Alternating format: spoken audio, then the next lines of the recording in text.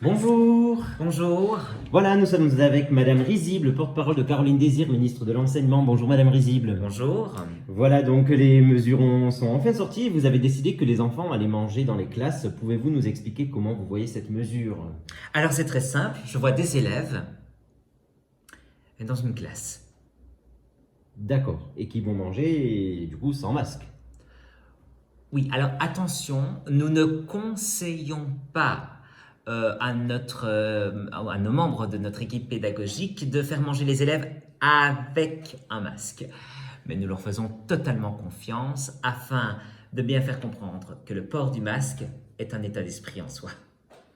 Oui, mais si ils mangent du coup sans masque, est-ce que vous n'avez pas peur que toutes les mesures que nous prenons toute la journée, donc que les élèves portent le masque, que les élèves soient habillés chaudement parce qu'on est obligé d'aérer, hein, donc avec des doudounes, avec des bonnets, etc., ne servent à rien si à midi ils mangent tous ensemble sans masque? Ah pardon, vous avez fini votre question. Oui, alors pour la question du froid, nous faisons totalement confiance à nos membres de notre équipe pédagogique afin de bien faire comprendre à chaque élève que le froid est un état d'esprit en soi.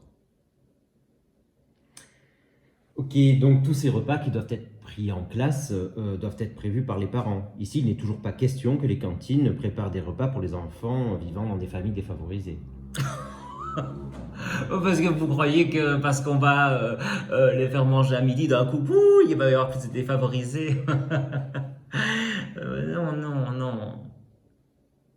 Non, de toute façon, nous faisons entièrement confiance à nos équipes pédagogiques afin de ne pas créer le fossé et de bien faire comprendre à un élève qui serait dans le besoin que la faim est un état d'esprit en soi. Ok, et donc le virus, comme on vient de l'entendre, circule beaucoup entre enfants, et donc du coup vous avez décidé de prendre, pardon, de prendre une mesure forte qui est la fermeture des salles des professeurs. Ah oui, là-dessus, nous avons été intransigeants, nous avons été vraiment d'un commun accord. Je pense que c'est la meilleure des décisions que nous puissions prendre. Regardez, nous avons des élèves qui transmettent le virus potentiellement à leurs professeurs, qui se rencontrent après et qui se le transmettent entre eux. Et donc, au bout de la chaîne, il y a les professeurs. Si on casse le bout de la chaîne, vous voyez? Mais enfin, et la chaîne est cassée, et plus de salle des profs, parce que les profs, ils se rencontrent pas, et alors du coup, mais ils rencontrent les élèves qui transmettent le virus, mais eux, ils se rencontrent pas entre eux. Et quand on l'a dessiné, il y avait un truc logique, hein. Mais concrètement, s'ils ne peuvent pas manger dans leur salle de classe, ils ne peuvent pas manger dans une cantine, ils ne peuvent pas manger dans la salle des profs, où vont-ils manger? Alors, et c'est là que c'est très important.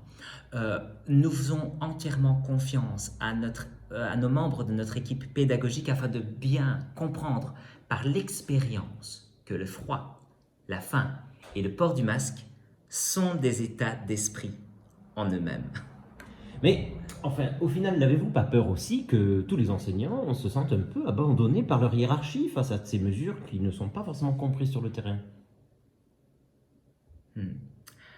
Oui, peut-être que c'est l'impression que cela peut donner, mais cependant, laissez-moi leur poser la question au fédéral et savoir quand est-ce qu'on pourra prioriser les membres de l'enseignement à la vaccination. Mais justement, M. Van der Broek vient de dire que ça ne servait à rien de vacciner les professeurs si le virus circule entre les enfants.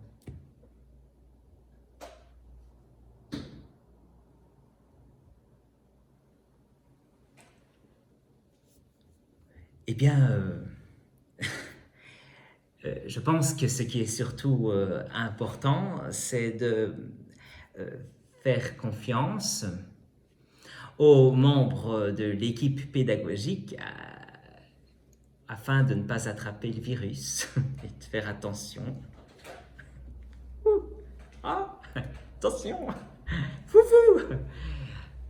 On leur fait vraiment beaucoup confiance.